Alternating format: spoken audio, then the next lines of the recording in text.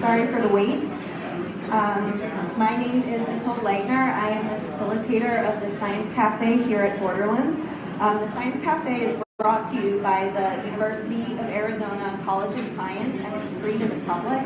And in fact, this is one of 4 separate science cafes that we have at 4 different locations around Tucson, each with their own themes for fascinating science discussions led by UA graduate students and faculty. And these are all described in our Science Cafe brochure, which we distributed around the room. So please take it home so you have the future schedule for science cafes for the fall season. I also want to bring your attention to the other brochures spread out on the table of our various College of Science outreach facilities. So places like the Biosphere, Landgraf Science Center, the Mirror Lab, all great places to visit with family and friends, so please feel free to take those home. And finally, we've also passed out evaluations, giving you the opportunity to provide us with feedback, and you also have the opportunity to give us your email address so that we can send you College of Science updates. And so before we get to our talk, I'd like to thank Borderlands owner Mike Malozzi, who is a scientist himself and actually approached the College of Science interested in hosting a science cafe. So we're really grateful to him.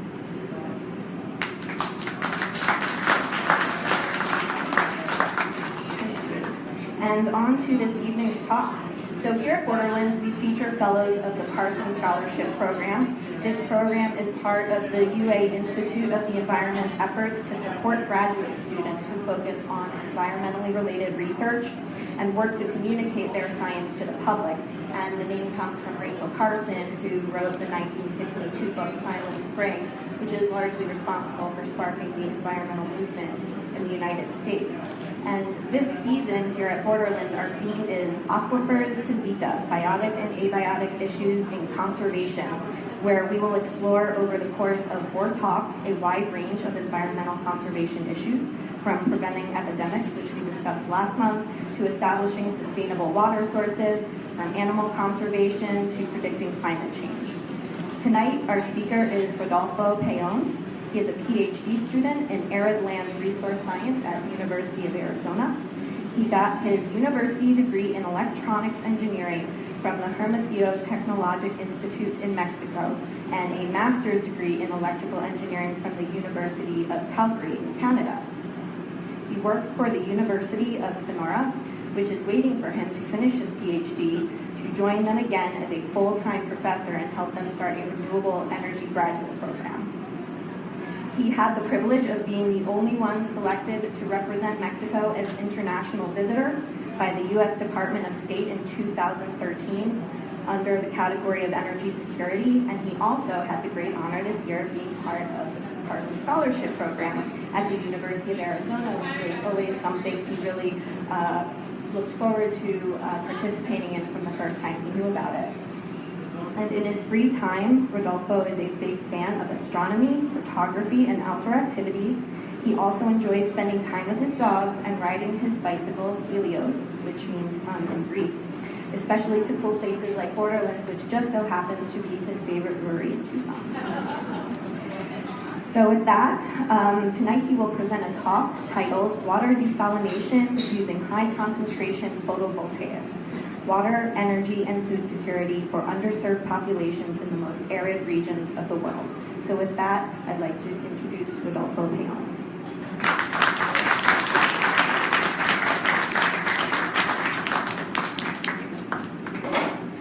Hi everyone, can you hear me? Okay.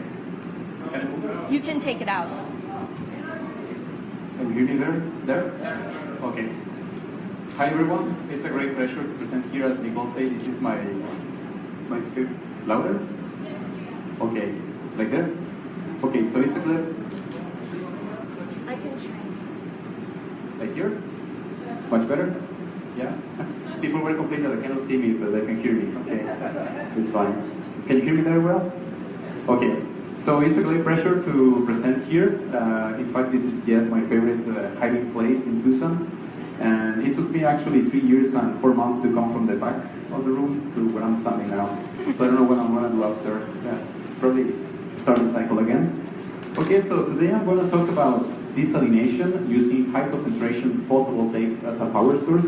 And it's very, this integration, it's very powerful in terms of being able to bring water, energy, and food security to very arid places around the world. So I want to start by saying that by the year 2025, half of the world population will be suffering from water scarcity or will be living in water-stressed areas. So isn't it amazing that we live in a blue planet, that 3/4 of our surface is covered with water, and still we have this kind of issues? And if I tell you that all this water, most of the water, 70% of the water goes to agriculture or food production. So, and 1/3 of this food is wasted, and we could reduce the water use in this sector by half just by using simple technologies like drip irrigation, or even we can bring this water consumption to 5% using vertical farming. That's the future of farming, and especially in the cities. In the energy sector, which is my specialty, 80% of the energy that we get, we have from the earth, comes from burning fossil fuels. And interestingly, amazingly, you get so much free energy from the sun that in just 1.5 hours, we get enough energy from the sun to meet all our energy requirements for 1 year, in just 1.5 hours. So the amount of free energy we get from the sun is amazing. So on a typical sunny day, on a 1 square meter, we get about 1,000 watts of energy. Well, that energy, half of it is heat, and the rest is visible light, and thanks to the ozone layer, just a tiny bit of ultraviolet light. So why, if we get so much energy from the sun, when someone decides to put solar panels on the roof, why the roof is all covered with solar modules instead of just 5 square meters, because the typical home in the US uses a 5 kilowatt installation. The reason is because solar modules are not 100% efficiency. So most solar modules are about 20%, and especially the most efficient ones, which are monocrystalline silicon. This technology is 20% efficient under the best conditions, a sunny day and a fresh day. But once the cells get hot, then the efficiency drops, and the efficiency is about 15%. That's the reason why we have to make the systems larger. And the beautiful thing about these devices is that they have been tested for more than 60 years. It's a very mature technology, are very reliable. I've seen modules that were installed 40 years ago, and they're still giving power. And this technology, the only limitation is that they are reaching their theoretical maximum efficiency, which is 33%. But can we do better than this? And yeah, and that's possible thanks to developments of solar cells for space applications. These ones are triple junction solar cells. So it's the same technology, photovoltaic modules, but the difference is that you have 3 layers of different solar cells that can take a small section of the solar spectrum. By doing that, we can maximize the conversion of electricity with photovoltaic technology. By doing that, we can double the efficiency of the systems. And right now, the efficiency is about 45%. And the theoretical limit for this type of technology is close to 90%. Can you imagine that? On a square meter, 90% of the energy can be converted to electricity. So exciting concepts coming for photovoltaics in the future. But right now, we're so excited that by the year 2020, the efficiency is going to be 50%, and it doesn't happen sooner. So why, if these technologies are not, if they're so efficient, why we don't see them on the roof or everywhere? The reason is that they are very expensive. They can be like about 1,000 times more expensive. So the way we can make, but if we use solar concentration, so if we use low, inexpensive optics, relatively inexpensive compared to the price of the solar cells, to concentrate light on the solar cells, then we can produce cheaper electricity. And what I mean by cheaper electricity, in the energy industry, we use the term levelized cost of energy. That means the total cost of the system, installation, maintenance, operation, repairs, that's the total cost of the system divided by the total energy that the system will provide during their entire lifetime. That's about 20 years. So if we compare our fierce competitor, which is natural gas, and we compare high concentration photovoltaics, we are a fraction of a penny cheaper. But I'm talking about the system that you can put on your in the backyard, and you can have free energy. And with natural gas, you cannot have a combined cycle plant on the back of your house. And also, you have to make a profit, right? So, high concentration photovoltaics offers in the future will offer cheaper electricity. So how can we concentrate light onto solar cells? Essentially, there are two ways. We can use magnifying glasses, like we used to when we were kids playing and having a hot spot and burning things on paper and stuff. We can do the same. These are Fresnel lens, and these are essentially flat magnifying glasses. But this approach, most companies went to this approach. Now they're broken because they were very expensive in terms of the structure they have to build. They have to be very precise, and also the cells were very expensive at times. So that's the reason why this approach didn't work. But at the University of Arizona, my advisor, Dr. Roger Angel, who has many years of expertise building telescopes, used a different approach using mirrors. That uses his expertise to build one of the largest telescopes in the world. He was also able to create very precise concentrating optics with mirrors. And also one of the beauties of the developments of his group is the ability of creating a very small power conversion unit that can not only concentrate electricity under that opening that you see there. You can also collect heat. So that's an advantage that you have that you cannot have with the other technology. So a typical 1 meter module that you see on the left, it had an animation, but now it's on a PDF on a different computer. But you can collect 800 watts of electricity, and you can also collect 1600 watts of thermal energy. So that's a lot of energy on just almost a 3 square meter mirror. And the beauty of this technology is that it can be scalable. You can, if you put more modules, you can increase linearly the amount of power and thermal. So on the right we have a 2 mirror. I always wanted to tell us when the Cheers, guys.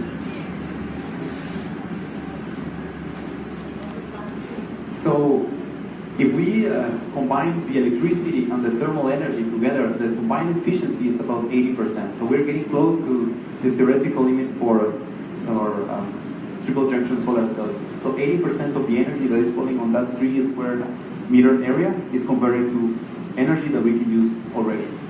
This is a larger scale system. This one is an 8 mirror, so you get about 6.4 kilowatts and 9.6 kilowatts thermal. When I joined the Stewart Observatory Solar Lab with Roger Angel, we were thinking of new approaches, and that new approach is coming earlier this year, and it's going to be a revolution for solar energy, concentration photovoltaics. But when I was starting to work with him, we were looking at applications for the heat, because this is a lot of heat. Of course, the mining industry is very interested in this, the industry in general is interested in process heat. So I was looking at other applications, more meaningful ones. So we have these systems, by the way, they have to be tracking the sun all day, so that the radiation that comes into the solar cell, we call that resource direct normal irradiance. So there are maps that can show you which places around the world have the highest DNI. And as you can see, those are the zones, you don't see them here.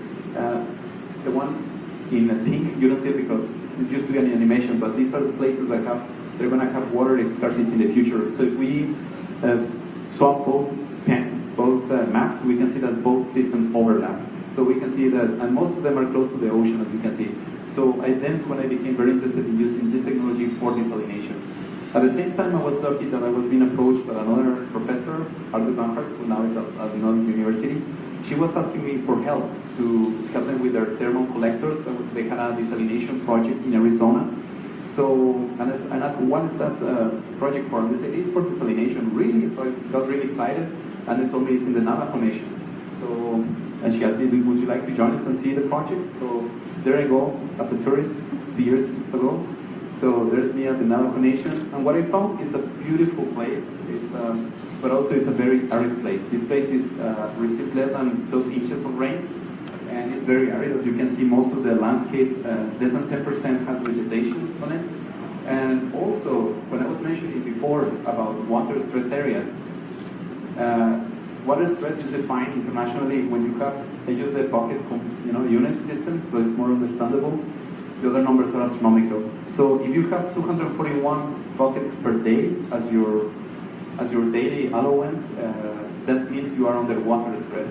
Then you have less, like close to 72, and that's absolute scarcity. But at the Navajo Nation, they have two, on the rural Navajo Nation, the houses that have no access to water.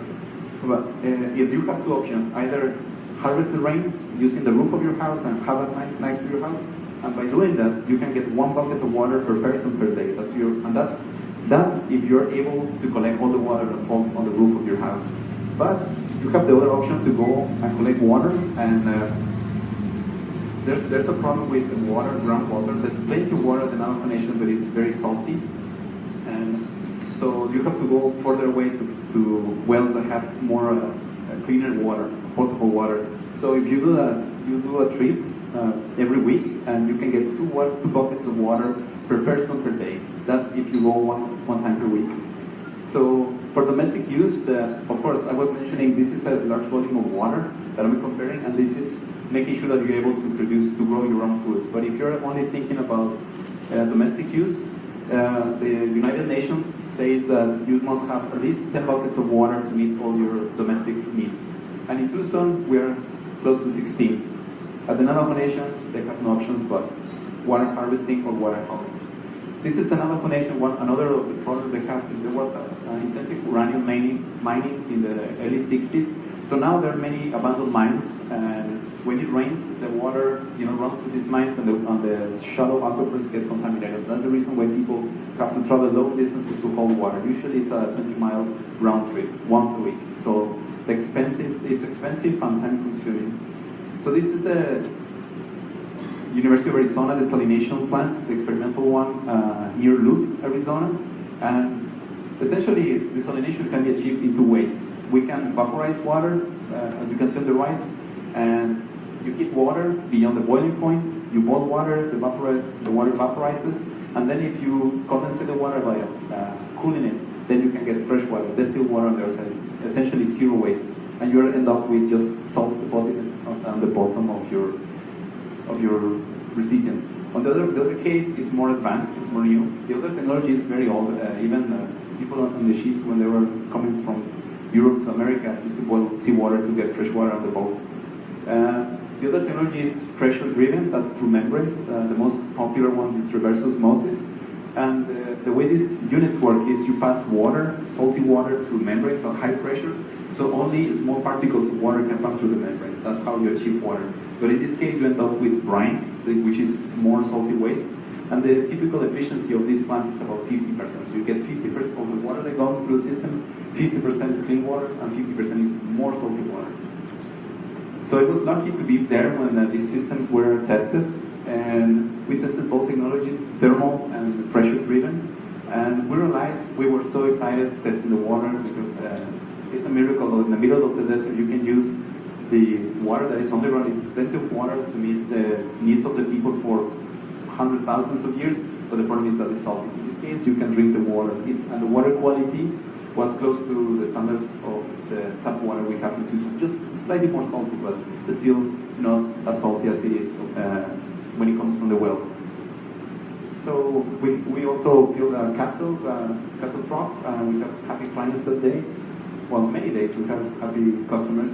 And the conclusion from this work is that pressure-driven desalination or membrane desalination is the ideal case for this location because the water is not as salty as seawater. If we were trying to desalinate water with this technology, it would require lots of energy. In this case, it's not as salty as seawater, so that technology was ideal, but we have ways that we have to deal with. So when I came back to Tucson, I was thinking, how can we solve this problem? And if we remove the toxic components as uranium from the water, we can use this water to grow crops. That's the ongoing process. So we have a unit that produces 500 gallons of water. That's enough to provide drinking water for 10 cows. We are going to have to pass more than 3,000 gallons through the system, and then we are going to end up with almost 3,000 gallons of waste. That's if we use 15% recovery rate. That's operating our systems at the lowest power consumption mode. We can increase the recovery rate, but then we have to increase the power rates. So when you have to deal with solar energy, then it's when things becomes expensive. When we were at the Navajo Nation, by the way, we experienced the water, energy, and food insecurity ourselves. We have to make sure that we have our tools charged the night before with the batteries. We have to desalinate water to be able to drink or to bring bottled water for our needs. And we also have to go to grocery stores. We usually wear gas at the gas station, so we experience not a variety of of food that we can buy. So we experience that ourselves. These crops, we can grow them with brine water. The plants can tolerate salt, the soil cannot. So if we use hydroponics, we can use this large volume of water produced by these units to grow crops. And these are just random crops that I picked from the list that was published in 1985. The United Nations World Health Organization already envisioned the use of brackish water coming out from desalination plants for growing crops. So they created a comprehensive list of many crops that you can grow. And this graph shows the tolerance of crops to salinity. So you can see you have very popular crops like bean, corn, and wheat, and you can see there's a line. So whatever bar is above the line, it means that you will have 100% yield. If you're below the line, that doesn't mean that the plants are going to grow. The only thing it means it will produce less crops. So we came back to the Navajo Nation this time with another consulting group, and this is Apex, ATEC.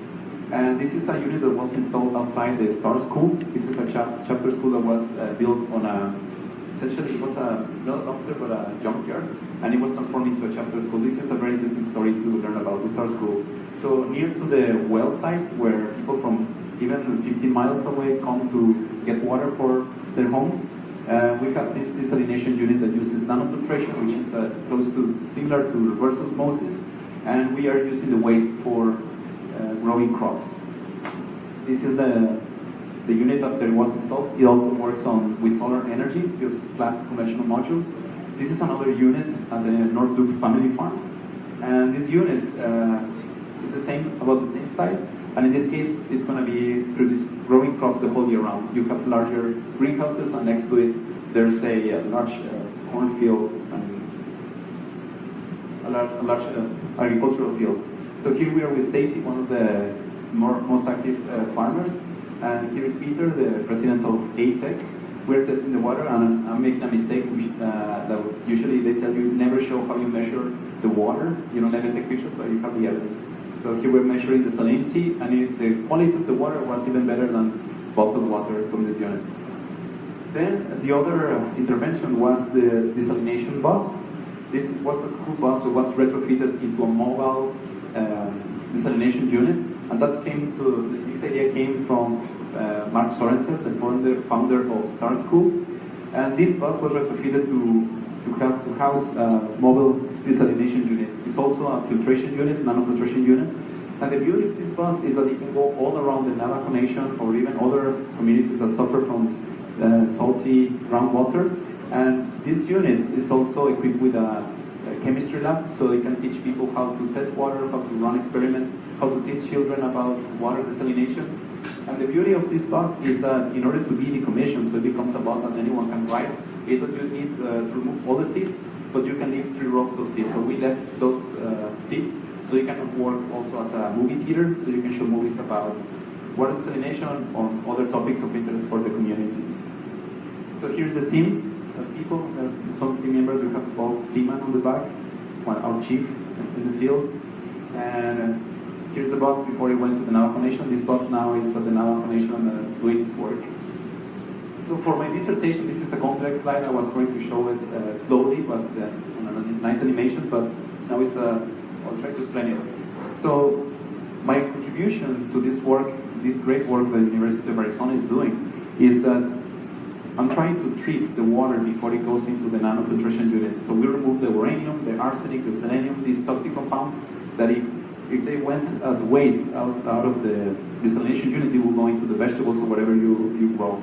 So what I'm trying to do is to eliminate these toxic components from the water before it goes through the system. And then the amount of brine or waste that comes from this electrodialysis unit is so minimal that we can use thermal technologies to vaporize this little amount of water. We can do that with concentration photovoltaics. So we can have also a normal standard concentration photovoltaics like the ones I showed you before to produce the energy that the unit will require to operate. So once we have water free of these hazardous components, we can go send it to a greenhouse, and people can grow crops all year round, so they achieve food sovereignty locally. Thank you very much.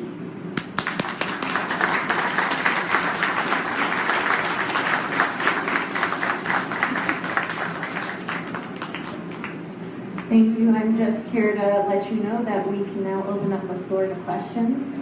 And can I just remind you to please repeat the question when you get it so everyone can hear? Stand in the microphone. Okay. Yes? Are you using all of the power for desalination and excess power for local uses?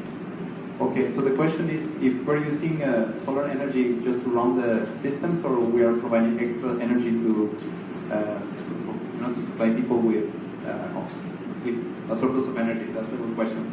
So the units we have there installed, those units the solar system is scaled to provide enough energy for just the unit to operate. But for example, in the case of the school bus, we have an excess of solar energy that people can use to charge their tools or run computers, because we have a chemistry lab next to it that will have, and we are thinking that bus will go to remote locations, so people might use it as a mobile home too, the operators of these units. So you have an excess of energy. If we use high concentration photovoltaics, definitely we're going to have a surplus of electricity, because the needs that you have for the pumping system and everything is minimal compared to what the system will be offering in terms of the heat you need to vaporize water. Yes? Thesis work, you're talking about taking the uranium and other salts out before the desal process. What's the argument for doing it there rather than once it's fried? What's the Taking the uranium and other salts out before the desal process or after? What's the Okay, so the question is, what's different of doing the separation of uranium and arsenic of these toxic components before or after it goes through a filtration unit? So we can do it either way. The thing is that if we, once the system, the amount of water that comes out from nanofiltration unit is very large compared to the amount of water that comes out from an electrodialysis unit. And if we have to boil the water, we want to minimize the volume that we want to vaporize. That's the reason why we're trying to eliminate these components before. So what we have, the brackish water that we vaporize is very small compared to a large volume that will come out otherwise through a nanofiltration unit. How large are those reverse osmosis membranes? Okay, so how large are the reverse osmosis units? It all depends on what's the volume of water you want. In our case, we want 500 gallons of water. So in this case, we have two modules that are like about this size. Two modules, and the membrane is rolled. So it occupies, the space that it occupies is minimal. And if you want more volume of water, then you add more of these modules. Is this process out to doing seawater also? Okay, so if we can do this with seawater, we could do it, but we will have to replace the nanofiltration units with reverse osmosis units, because the salts that you have in seawater, well, the amount of water you have and the components you have in seawater are very small, so we'll have to use smaller pores, that is smaller membranes, so we'll have to use a reverse osmosis system. And because the pores are much smaller, then we need to use higher pressure. That means we'll have to use lots of energy to go through to push the water to these membranes. What's the salt concentration in the brine the concentration of Okay. salt? The concentration at the Navajo Nation, so it ranges, it starts increasing from the Little Colorado River. You have very, you can say, relatively good quality water.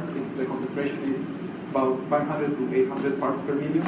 So the limit to be drinkable water is 500 parts per million. So close to the Little Colorado River is about 700 to 800 parts per million. The further you go north, the concentration increases, and you have places in the north part of the reservation that can be up to 30,000 parts per million.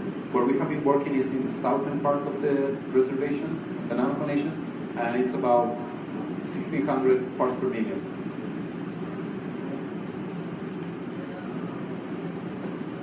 Yeah?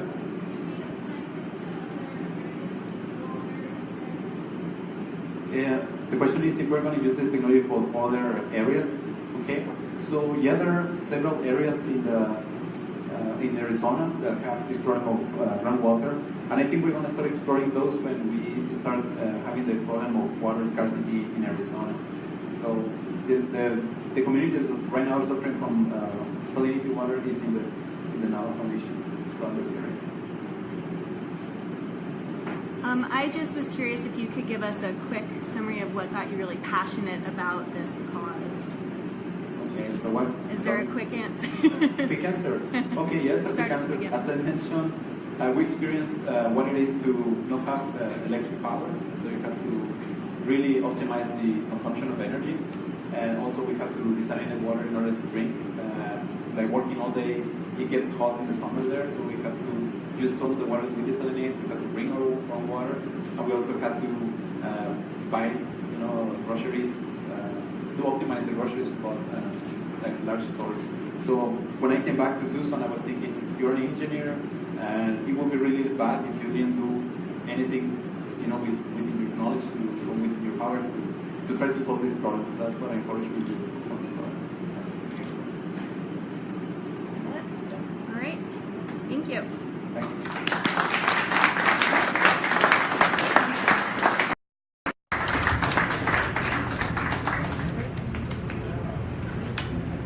All right.